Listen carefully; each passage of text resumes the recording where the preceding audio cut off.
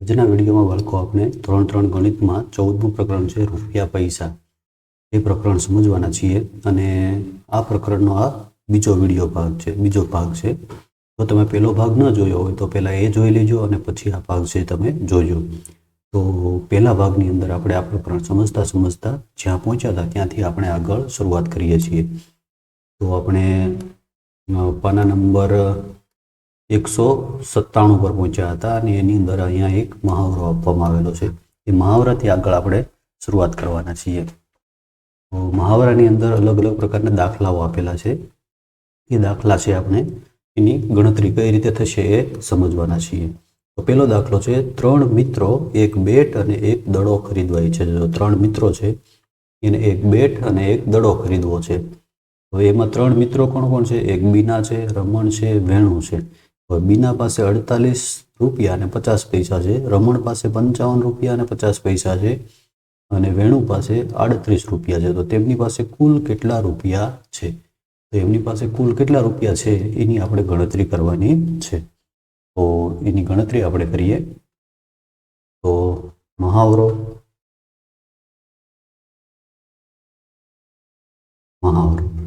એની અંદર પહેલો દાખલો છે, બરાબર છે. એમાં પહેલો દાખલો એમાં કોની પાસે પૈસા છે? બીના પાસે 48.50. તો આપણે લખીએ 48.50 બીના પાસે છે. પછી રમણ પાસે છે 55.50. રમણ પાસે 55.50. તો એ કોની પાસે છે? રમણ પાસે. અને ત્રીજું છે વેણુ. તો એની પાસે છે 38 રૂપિયા. 38 રૂપિયા અને પૈસા કંઈ નથી. તો એ કોની પાસે છે? વેણુ પાસે છે. હવે આ ત્રણેયની આપણે સરવાળો કરવાનો છે, ગણતરી કરવાની છે. અહીંયા શૂન્ય આવશે, 5 ને 5 10 ની શૂન્ય, અહીંયા પોઈન્ટ, અહીંયા એક વધી, 1 ને 8 9, 9 ને 5 14, 14 ને 8 24 નો ચોગડો, 1 વધી, 1 ને 5, 1 ને 4 5, 5 ને 5 10, 10 ને 8 18. તો 1 ને 4 5, 5 ને 5 10, 10 ને 3 13 થશે, બરાબર છે. 10 ને 3 13. તો કેટલા રૂપિયા થયા એમની પાસે? કુલ 134 રૂપિયા તેમની પાસે છે. તો આવી રીતે સરસ મજાની ગણતરી કરી અને બધી વિગતો સાથે તમારે દાખલો છે ગણીને તમારી નોટબુકમાં લખવાનો છે. બીજો દાખલો જોઈએ આપણે. તો બીજો દાખલો છે એ જોઈએ પહેલા. તો બીજા દાખલાની અંદર હરિએ 62.50ની રેલવે ટિકિટ બુક કરાવી. તેણે 100 રૂપિયાની નોટ આપી. તો તેને ટિકિટ માટે કેટલા રૂપિયા પાછા, ટિકિટ સાથે કેટલા રૂપિયા પાછા મળશે? જો ટિકિટ છે એ કેટલાની છે? 62.50ની અને એને આપ્યા છે 100 રૂપિયા. તો હવે એને નોટ આપી છે 100 રૂપિયાની, તો એને પાછા ટિકિટ આપશે અને સાથે થોડાક રૂપિયા પાછા આવશે, વધ્યા હોય તો કેટલા રૂપિયા પાછા આવશે? તો એની આપણે બાદબાકીની ગણતરી કરવી પડશે. તો 100 રૂપિયા છે એણે ટિકિટ માસ્તરને હરિએ આપ્યા. હરિએ ટિકિટ લેવા આપ્યા. હવે એમાંથી આપણે બાદબાકી કરવાની છે, એટલે બાદબાકીનો દાખલો થશે. તો ટિકિટના કેટલા રૂપિયા થાય છે? તો ટિકિટના થાય છે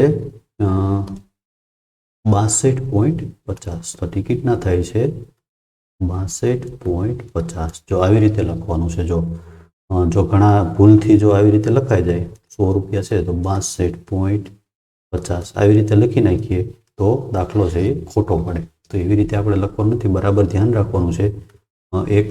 એકમની નીચે એકમ, દશકની નીચે દશક અને 100ની નીચે કાંઈ નથી તો ત્યાં શૂન્ય, આવી રીતે લખવાનું. જો પોઈન્ટ પછી અહીંયા કાંઈ નથી તો ત્યાં 2 શૂન્ય લખી નાખ્યું. તો આવી રીતે વ્યવસ્થિત રીતે લખવાનું અને પછી ગણતરી કરવાની છે. આ શું છે? ટિકિટની કિંમત. હવે એની બાદબાકી કરીએ. અહીં જીરોમાંથી 5 નથી જતા તો શું કરશું? દસકો લેવો પડશે. તો અહીંયા 10 લખીએ. દસકો કોની પાસેથી લીધો? તો અહીંથી લીધો. આ 10 પાસેથી, એટલે અહીંયા 9 થઈ જશે અને અહીંયા પણ 9. બરાબર.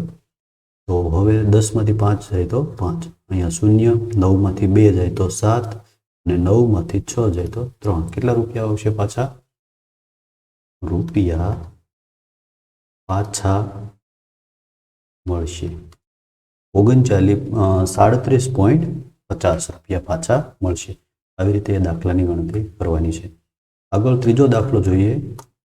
ગીતા અને તેના મિત્રો ખરીદી કરવા માટે ગયા છે. ગીતા અને તેના મિત્રો, તેણે 58, 37 અને 22 રૂપિયાની વસ્તુઓ ખરીદી. ગીતા પાસે 100 રૂપિયાની એક નોટ હતી. તો બિલની રકમ ચૂકવવા માટે તેણે તેના મિત્રો પાસેથી કેટલી રકમ ઉછીની લેવી પડશે? બરાબર છે. જો આટલી વસ્તુ એને ખરીદી છે અને ગીતા પાસે 100 રૂપિયાની નોટ હતી. બરાબર છે. તો હવે એને બિલ ચૂકવવા માટે કેટલા રૂપિયા એને બીજા મિત્રો પાસેથી લેવા પડશે? આપણે એની ગણતરી કરી અને શોધવાનું છે. તો શરૂઆત તો પહેલાં તો એમને કેટલા રૂપિયાની ખરીદી કરી છે એ આપણે ગણતરી કરીએ. તો ત્રીજો દાખલો છે.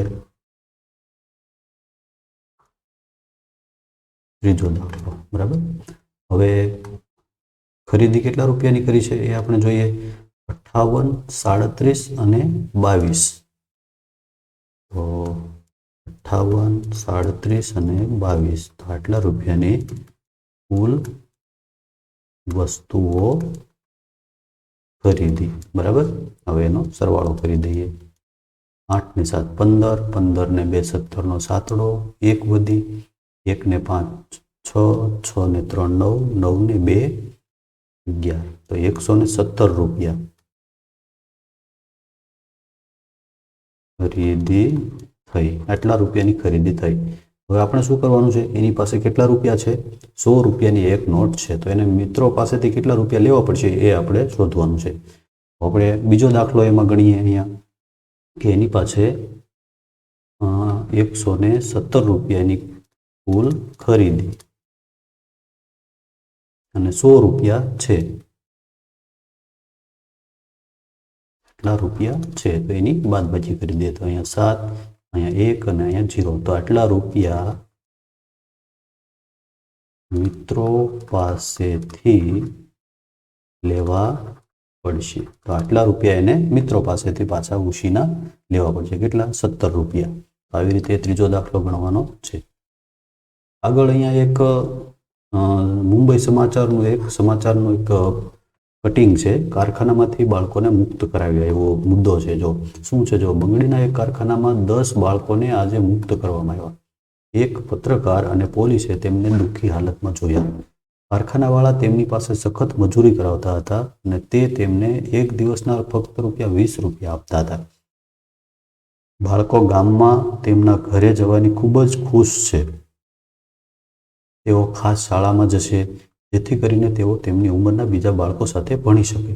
બાળકો પાસે કામ કરાવીને કારખાનું પૈસા બચાવવાનો પ્રયત્ન કરે છે. પોલીસ તેમની સામે કાર્યવાહી કરશે. તો આવું એક સમાચારનું કટિંગ છે. એના આધારે અહીંયા થોડાક પ્રશ્નો છે. જો પહેલું છે, અહીંયા આપેલું છે કે પુખ્ત વયના માણસને રૂપિયા મળવા જોઈએ 85 પ્રતિ દિવસ. જો પુખ્ત વયનો એટલે કે મોટી ઉંમરના લોકો હોય અને જે મજૂરીએ જાય તો એને 85 રૂપિયા એક દિવસના મળે. તો બાળકને કેટલા રૂપિયા ચૂકવાતા હતા? 20 રૂપિયા. તો કારખાના દીઠ કારખાનાની બચત કેટલી થઈ હતી? તો 85 ઓછા કેટલા કરશું અહીંયા? તો 85 ઓછા 20 એટલે અહીંયા જો જવાબ આવ્યો 65. એ જ રીતે અહીંયા આગળ છે પ્રતિદિન 10 માણસ દીઠ કારખાનાની થતી બચત. તો 65 ગુણ્યા 10. તો 65 ગુણ્યા 10 એટલે કેટલા થશે? 650 રૂપિયા પ્રતિ દિવસ કારખાનાને એટલો ફાયદો થતો હતો. હવે આગળ છે અહીંયા તમારા વિસ્તારમાં એવી દુકાનો કે કારખાના છે જ્યાં નાના બાળકો કામ કરવાની ફરજ પાડવામાં આવે છે. તે બાળકોમાં કેટલાક બાળકો સાથે ચર્ચા કરો અને તેમને કેટલા રૂપિયા ચૂકવાય છે એની તમે જાણકારી મેળવો. તો આવી રીતના જો આપની આસપાસ ક્યાંય કોઈ નાના બાળક પાસે કામ કરાવવામાં આવતું હોય તો એ તમારે શોધવાનું છે અને બાળકોને પૂછપરછ કરવાની છે. બરાબર. આગળ અહીંયા એક રેલવેની મુસાફરી છે. જો અહીંયા એક નકશો આપેલો છે. અહીંયા છે ન્યૂ જલપાઈગુડી, ન્યૂ માલ, અલીપુર દ્વાર અને અહીંયા છે ગોલપરા, ગુવાહાટી અને ત્યાં ટ્રેન છે એ ચાલે છે. અને એ બધા વચ્ચેનું અંતર અહીંયા આપેલું છે. જો અહીંયા બધાના અંતર આપેલા છે છેકથી આગળ સુધી. જો ન્યૂ જલપાઈથી ન્યૂ માલ ત્યાં સુધીનું અંતર 57 કિલોમીટર છે. પછી ન્યૂ જલપાઈગુડીથી આ અંતર છે એ 75 કિલોમીટર છે. બરાબર છે. તો એવી રીતે બધા જ સ્થળ છે એના અંતર આપેલા છે. જો આના 336 કિલોમીટર છે.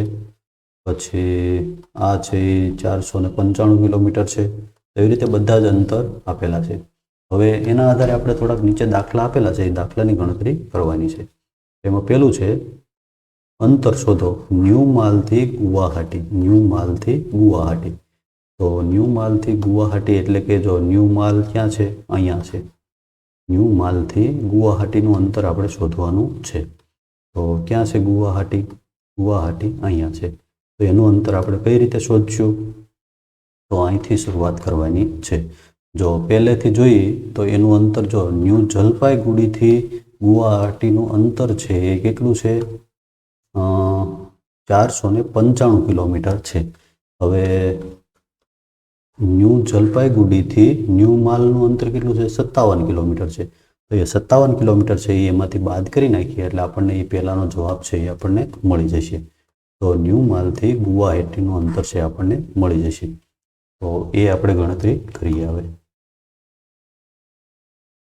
તો અહીંયા આપણે લખીએ કે અંતર શોધો એ મુદ્દો છે એની આપણે અહીંયા વાત કરીએ છીએ. અંતર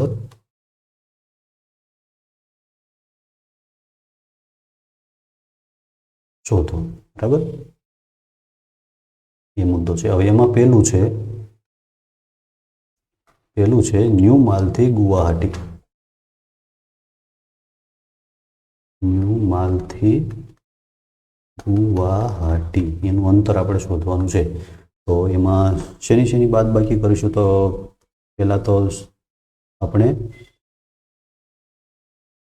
પહેલું સ્ટેશન છે ન્યૂ જલપાઈગુડી, ત્યાંથી જે ગુવાહાટીનું અંતર છે એમાંથી આ અંતર છે એ આપણે બાદ કરી નાખીશું એટલે આપણને એનું અંતર મળી જશે. તો 495માંથી કેટલા બાદ કરીશું? 57. 495માંથી 57 છે આપણે બાદ કરીશું. તો 495 એમાંથી 57 બાદ કરીશું. અહીંયા શૂન્ય લખીશું. અહીંયા જો 10વાળી બાદબાકી આપણે કરવી પડશે. 495 છે, 5માંથી 7 જતા નથી તો અહીંયા 10 લખીશું. અહીંયા 10 લીધો એટલે અહીંયા 8 થઈ જશે. હવે 15 થઈ ગયા. 15માંથી 8 જાય તો 7, 15માંથી 7 જાય તો 8, પછી 8માંથી 5 જાય તો 3 ને 4માંથી 0 જાય તો 4. તો કેટલા થયા? 438 કિમી. તો અહીંયા આપણે ખાલી જગ્યાની અંદર લખીશું 438 આવી રીતે. હવે બીજું છે ન્યૂ માલ અને ગોલપરા વચ્ચે. ન્યૂ માલ અને ગોલપરા વચ્ચેનું અંતર કેટલું છે? તો આની અંદર આપણે પહેલા કોષ્ટકની અંદર જોઈ લઈએ. ન્યૂ માલ ગોલપરા ક્યાં છે? અહીંયા છે. તો એ 366 કિલોમીટર પહેલું જે સ્ટેશન છે ત્યાંથી છે. અને ન્યૂ માલ છે 57 છે. 366માંથી 57 છે આપણે બાદ કરીશું. તો બીજું છે અહીંયા લખીએ. બીજું ન્યૂ માલ અને ગોલપરા. બરાબર. તો શેની બાદબાકી કરીશું? 366 એમાંથી 57 બાદ કરીશું. 366 એમાંથી 57 બાદ કરીશું. અહીં કાંઈ નથી, અહીંયા 0. 6માંથી 7 ન જાય એટલે 10 લઈશું. તો અહીંયા 10, અહીંયા 5 અને અહીંયા 3 ના 3. 10 ને 6 16માંથી 7 જાય તો 9, 5માંથી 5 જાય તો 0 અને અહીંયા 3. આટલા કિમી અંતર રહેશે. તો એની અંદર આપણે ખાલી જગ્યામાં લખીશું કેટલા આવ્યા? 309. એના પછી ત્રીજું છે અલીપુરથી ગુવાહાટી. અલીપુરથી ગુવાહાટી. તો પહેલાં અલીપુર વચ્ચેનું અંતર જોઈએ. અલીપુર છે એનું 175 છે અને ગુવાહાટી સુધીનું અંતર છે 495. તો તો અલીપુર અને ગુવાહાટીનું અંતર છે એનો બેનો બાદબાકી આપણે કરી નાખશું. તો ત્રીજા પ્રશ્નની આપણે ગણતરી કરીએ. ત્રીજું, અલીપુરથી ગુવાહાટી, બરાબર. તો ગુવાહાટી સુધીનું અંતર કેટલું છે? ગુવાહાટીનું સુધીનું અંતર છે 495 અને અલીપુર સુધીનું છે 175. તો 495માંથી 175 આપણે બાદ કરીશું. અહીંયા લખીએ 495 ઓછા 175 એની બાદબાકી કરી નાખીએ. તો અહીંયા 9માંથી 7 જાય તો 2 અને 4માંથી 1 જાય તો 3. 320 કિમી અંતર થશે. તો અહીંયા આપણે ખાલી જગ્યામાં લખી નાખીએ 320. આગળ ન્યુમાલ અને અલીપુર વચ્ચે, ન્યુમાલ અને અલીપુર વચ્ચેનું અંતર આપણે જોવાનું છે. તો કોષ્ટકની અંદર જોઈ લઈએ. ન્યુમાલનું અંતર છે 57 કિલોમીટર પહેલા સ્ટેશનથી અને અલીપુરનું છે 175. તો 175માંથી 57 આપણે બાદ કરીએ. તો ચોથું આપણે ગણતરી કરીએ. ન્યુમાલથી એનું અંતર અલીપુર વચ્ચેનું અંતર, ન્યુમાલથી અલીપુર, બરાબર. એનું આપણે અંતર શોધવાનું છે. તો ન્યુમાલથી અલીપુર, તો અલીપુરના અંતરમાંથી ન્યુમાલનું અંતર બાદ કરીશું. તો ન્યુમાલથી અલીપુરનું અંતર કેટલું છે?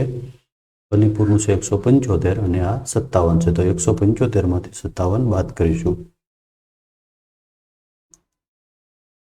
57 બાદ કરીશું. અહીંયા 0, અહીંયા 10, અહીંયા 6, 15માંથી 7 જાય તો 8 અને 6માંથી 5 જાય તો 1.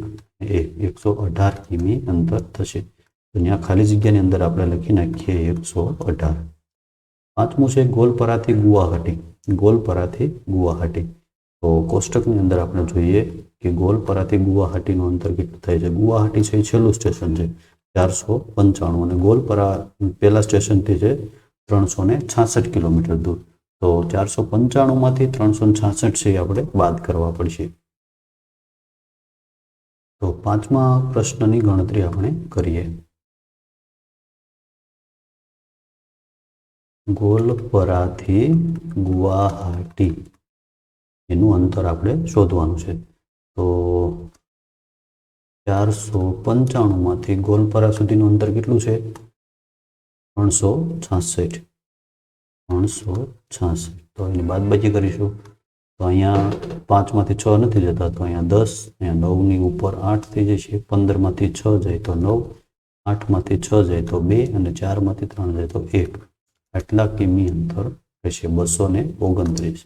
તો અહીંયા આપણે ખાલી જગ્યામાં લખીએ 229. તો આવી રીતે બધી ગણતરી કરવાની હતી. આગળ ટિકિટની કિંમત શોધો એવો મુદ્દો છે. ટિકિટની કિંમત શોધો. તો ભૂપેન છે ન્યૂ જલપાઈગુડીથી અલીપુર જાય છે. તો ટિકિટનું ભાડું કેટલું થશે? ન્યૂ જલપાઈગુડીથી અલીપુર જાય છે તો એનું ટિકિટનું ભાડું કેટલું થશે? તો કોષ્ટકની અંદર પહેલાં તો જોઈએ, જો ન્યૂ જલપાઈગુડી ક્યાં છે? ન્યૂ જલપાઈગુડી પહેલું સ્ટેશન છે એ ત્યાંથી છે. તો અહીંયા ન્યુમાલ સુધી આવવું હોય તો 12 રૂપિયા છે. અલીપુર સુધી જવું હોય તો 28 રૂપિયા છે. ગોલપરા સુધીના 49 રૂપિયા અને ગુવાહાટી સુધીના 62 રૂપિયા ભાડું છે. તો આ બધા પણ ભાડું છે. જો એ કઈ રીતના ભાડું છે? જો પહેલું સ્ટેશન છે, પેલું ન્યુમાલ છે, ન્યૂ જલપાઈગુડી, ત્યાંથી જો કોઈને બેસવું હોય અને ન્યુમાલ સુધી જવું હોય તો એના રૂપિયા કેટલા થશે? એના રૂપિયા થશે 12 રૂપિયા. હવે એવી જ રીતે જો કોઈને ન્યૂ જલપાઈગુડીથી અલીપુર સુધી જવું હોય, એટલે કે 175 કિલોમીટરની મુસાફરી જો કોઈને કરવી હોય અહીંથી અહીંયા સુધી, તો કેટલા રૂપિયા થાય છે? તો અલીપુર સુધીના થાય છે 28 રૂપિયા, બરાબર. હવે એ જ રીતે ન્યૂ જલપાઈગુડી છે, ન્યૂ જલપાઈગુડી ત્યાંથી કોઈને ગોલપરા અહીંયા સુધી આવવું એટલે કે 366 કિલોમીટરની મુસાફરી કરવી હોય તો 49.50 રૂપિયા થશે. અને છેલ્લું સ્ટેશન છે ગુવાહાટી, ત્યાં સુધી જો મુસાફરી કરવી હોય તો 62 રૂપિયા થશે. આ બધાના ભાડા આપેલા છે કે એનું રૂપિયામાં ભાડું છે. તો હવે આપણે શોધવાનું છે શું? તો પેલું છે ભૂપેન ન્યૂ જલપાઈગુડીથી અલીપુર જાય છે. ન્યૂ જલપાઈગુડી ત્યાંથી અલીપુર જાય છે. તો ક્યાંથી જાય છે? તો આમાં જોવું પડશે આપણે. ન્યૂ જલપાઈગુડી ક્યાં છે? અહીંયા. ત્યાંથી ક્યાં જાય છે? અલીપુર. અહીંયા સુધી આવે છે. 75 કિલોમીટર છે. બરાબર છે. તો એને કેટલા રૂપિયા ચૂકવવા પડશે? જો ભૂપેન ન્યૂ જલપાઈગુડીથી અલીપુર જાય છે તો કેટલું ભાડું થશે? તો એનું ભાડું થશે, એમાં આપણે કોષ્ટકમાં જ આપેલું છે, એટલે કાંઈ ગણતરી કરવી પડશે નહીં. તો એનું ભાડું છે 28 રૂપિયા થશે. તો અહીંયા આપણે લખીએ, અહીંયા નવો મુદ્દો લખીએ, કિંમત શોધો. બરાબર, કિંમત શોધો. તો પેલું છે એમાં એની કિંમત થશે, પહેલાની કિંમત કેટલી થશે? પહેલાની કિંમત થશે અલીપુર સુધીની 28 રૂપિયા. એમાં કોઈ ગણતરી કરવાની નથી. 28 રૂપિયા. હવે બીજાની ગણતરી આપણે કરીએ કે બીજામાં શું છે જોઈએ. ઇન્દિરાને ન્યૂ જલપાઈગુડીથી ગોલપરા જવું છે તેમ છે, તેની ટિકિટ માટે કેટલા રૂપિયા ચૂકવવા પડશે? ઇન્દિરાને ન્યૂ જલપાઈગુડીથી એટલે કે પેલા સ્ટેશનથી ગોલપરા સુધી જવું છે. તો એના માટે કોષ્ટકની અંદર જ આપણે જોઈ લઈશું. એની અંદર પણ કોઈ પણ પ્રકારની ગણતરી નથી આવતી. તો ગોલપરા સુધીના કેટલા છે? 49.50 છે. તો એમાં છે 49.50 રૂપિયા એટલા થશે. તો એમાં પણ કોઈ પણ પ્રકારની ગણતરી કરવાની નથી આપણે. ત્રીજું છે ડેબુ સીમા ગોવિંદ ન્યૂ જલપાઈગુડીથી ન્યૂ માલ જાય છે, તેણે 3 ટિકિટના કેટલા રૂપિયા ચૂકવવા પડશે? તેઓએ 50ની એક નોટ ટિકિટ માટે આપી તો તેને કેટલા રૂપિયા પાછા મળશે? તો જો આની અંદર આપણે એક ગણતરી કરવી પડશે. તો ઢેબુ, સીમા અને ગોવિંદ 3 જણા ન્યૂ જલપાઈગુડીથી ન્યૂ માલ જાય છે. તો ન્યૂ માલ સુધીનું એક વ્યક્તિનું અંતર ભાડું કેટલું છે એ પહેલાં જોવું પડશે. અને એના પછી 3 જણાનું આપણે શોધીશું અને પછી એમને 50 રૂપિયા આપ્યા છે તો પાછા કેટલા આવશે એ શોધીશું. બરાબર છે. તો એની આપણે ગણતરી કરીએ. તો પહેલાં તો આપણે જોઈ લઈએ કે ન્યૂ માલ સુધીનું ભાડું કેટલું છે. તો ન્યૂ માલ સુધીનું ભાડું છે 57 રૂપિયા. કેટલું છે? 12.50 રૂપિયા છે. 12.50 અને 3 જણાને જવાનું છે. તો એની ગણતરી કરીએ આપણે. તો એ કેટલામાં દાખલો છે પહેલાં તો જોઈ લઈએ. ત્રીજો દાખલો છે. અહીંયા આપણે ત્રીજા દાખલાની ગણતરી કરીએ. ત્રીજો દાખલો છે. તો પહેલાં તો આપણે પોઈન્ટવાળા ગુણાકાર છે એ સમજવા પડશે. તો પોઈન્ટવાળા ગુણાકાર છે એ સમજવા માટે અહીંયા આપણે થોડી ગણતરી કરીએ. એક નવા પેજની અંદર જો પોઈન્ટવાળા ગુણાકાર કઈ રીતે કરવાના હોય એ તમને બે ઉદાહરણ આપી દો એટલે તમને બધા દાખલા છે એ સમજાય છે. માની લો કે 37.6 ગુણ્યા 3 છે. આનો ગુણાકાર આપણે કરવો છે તો નીચે જવાબની અંદર પોઈન્ટ કઈ રીતે મૂકવાનો હોય એ બરાબર સમજી લો. જો નાનો દાખલો પહેલાં અહીંયા ગણીએ પછી આ દાખલો ગણીશું કે માની લો કે 3.5 ગુણ્યા 6 છે. આની ગણતરી કરવી છે તો જવાબમાં પોઈન્ટ કઈ રીતે આવશે? તો પહેલાં તો સાદો જ ગુણાકાર કરવાનો છે, પોઈન્ટ આપણે જોવાનું જ નથી. તો 6 પંચા 30 0 વધી 3, 3 6 18, 18માં 3 નાખીએ એટલે 21. હવે જવાબ આવી ગયો. હવે બધા જ આંકડામાં પોઈન્ટ પછીના આંકડા જોવાના છે. જો અહીંયા પોઈન્ટ પછી એક આંકડો છે, અહીંયા એકેય આંકડો છે નહીં, તો કુલ એક આંકડો છે તો અહીંયા આપણે પોઈન્ટ લખીશું. એક આંકડો, જેટલા આંકડા છે એને આ બાજુથી ગણવાના છે. પોઈન્ટ પછીના આંકડા, પોઈન્ટથી આ બાજુના આંકડા છે એ ગણવાના છે. તો એક આંકડો છે, અહીંયા એક આંકડા પછી પોઈન્ટ મૂકીશું તો આટલો જવાબ આવશે કે 21.0. હવે એવી જ રીતે આ ગણતરી કરીએ. હવે અહીંયા માની લો કે અહીંયા 62 છે, આટલા છે પોઈન્ટ પછી. હવે માની લો કે નાનો દાખલો આપણે ગણીએ, એવડો મોટો આપણે નથી ગણવો. બીજો એક દાખલો, નાનો એવો દાખલો આપણે ગણીએ કે 3.37 છે, 3.37 છે ગુણ્યા 4 છે. બરાબર. તો હવે આમાં પોઈન્ટ કઈ રીતે લખીશું? તો પહેલાં તો 4 સત્તા 28નો આંકડો વધી 2, 4 તેરી 12, 12 ને 2 14નો ચોગડો વધી 1, 4 તેરી 12, 12 ને 1 13. બરાબર. ગણતરી થઈ ગઈ.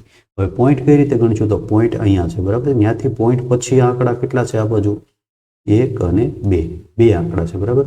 તો આ બાજુથી હવે ગણવાના છે 1 અને 2. આ બે આંકડા ગણ્યા, અહીંયા પોઈન્ટ આપણે મૂકી દઈશું.